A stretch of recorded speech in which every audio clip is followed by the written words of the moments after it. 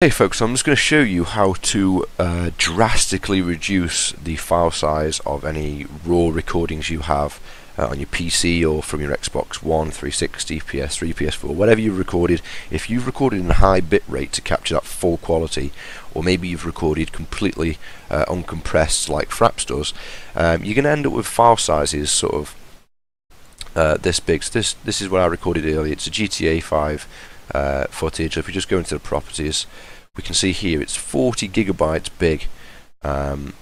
Yet, I mean, the video is 1080p. It is 60 frames per second uncompressed, so you are going to get these large file sizes. However, it's only 9 minutes long, so really it's not a great amount of footage. And 40 gig, to be honest, if I go to my PC overview, okay, I'm hitting the red zone now for how much I have left. So ideally this needs to be compressed down into a more manageable file. Now the program I'm going to use to do this is called Handbrake, so the download will be in the description. Obviously you'll download the latest version. It may look different to what I've got, but universally it should be pretty much the same. So here I've got my two windows side by side just so we can see. Here's Handbrake, it's got nothing loaded. All I'm going to do is drag in this 40 gigabyte file and just drop it into the program. Okay, it's just going to scan the video, and then I'm just going to go through one or two very basic settings, because really it doesn't need anything more detailed than what I'm going to go through. So as you've imported it through, here in the file and underneath destination it says file, and it's going to be blank. If yours isn't blank, that's fine, leave it as it is. If it's blank like mine, now if I hit start, it says please choose a destination for the file, so obviously it needs a file to output to. So I'm going to hit browse, and this is where I've got the compressed footage. Okay, I've already started doing this earlier, but I cancelled it. So I'm going to call it, obviously this will be blank, I'm just going to call it enhanced trainer footage, because that's exactly what it is. Obviously this will be used in a proper video of mine. Enhanced trainer footage, and I'm just going to call it X264. Hit save. It's going to ask me to overwrite it because it's already there. Yours won't. I hit yes. So now we've got the file destination output. Now we just want to go down to this area here and just have a look at a few of the settings. So under picture, or rather make sure your container is set to MP4, and then under the picture tab this should be left as is. So it should be width 1920, the height says none, but just ignore that. It says source 1920 by 1080, and it's not going to do anything to it. Filters, leave it alone, and come to your video tab. Video codec, make sure it's on H264. Now the frames per second, you can leave it as same as source, but I'm going to force mine to be 60. I'm going to force it to be a constant frame rate.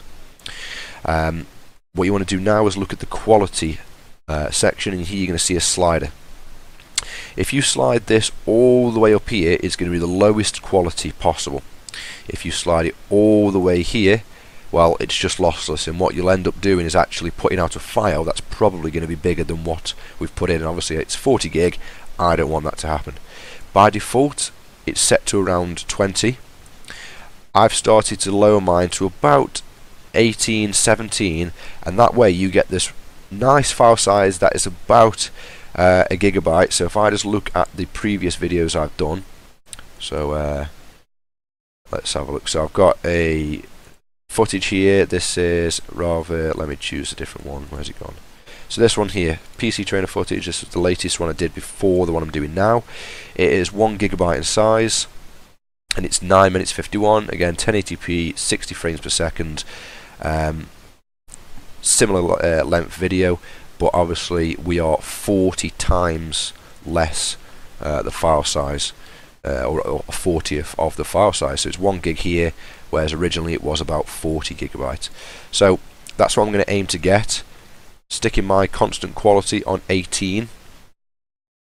Let's head over to the audio tab, and by default it's going to set the bitrate to 160. I like to just bump mine up to 192, just because that's the maximum audio bitrate YouTube uses. And then from there we are done. So I like to just go back to video just so I can make sure I've got the settings right again. So 60 FPS, X264, constant frame rate, put it around anywhere between 22 and 18. You're going to get a massive difference in file size. If I was to put it on 22, the video would come out around 400 megabyte. If I stick it to 18, it will be about a gigabyte. So really it's up to you, but going from 40 to 1 is a massive reduction in file size and really no noticeable change in quality. So all you need to do now is hit start, and obviously it's going to ask me to overwrite it, yours won't. And let's just have a quick pay attention of what we see down here. It's obviously going to make my PC a little bit laggy here because it's going to use full 100% of my CPU. So if I go to performance, okay, you can see my CPU usage is pretty much very high. It's at 80-90% here.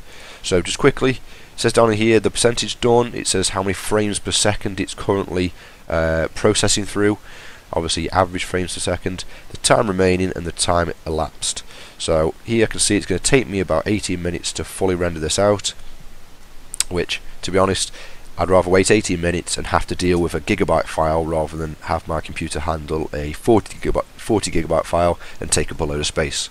So I always do this all the time. You can even run this after you've put it through Sony Vegas or Adobe Premiere Pro or whatever you use to edit. You can even run the final output through this once more just to get that quality down a little bit, get that file size down a little bit as well, and then it will be obviously quicker to upload to YouTube if you have a shit internet speed just like I do. If you don't, you could probably leave it a little bit higher and upload those high quality videos, but lucky for some.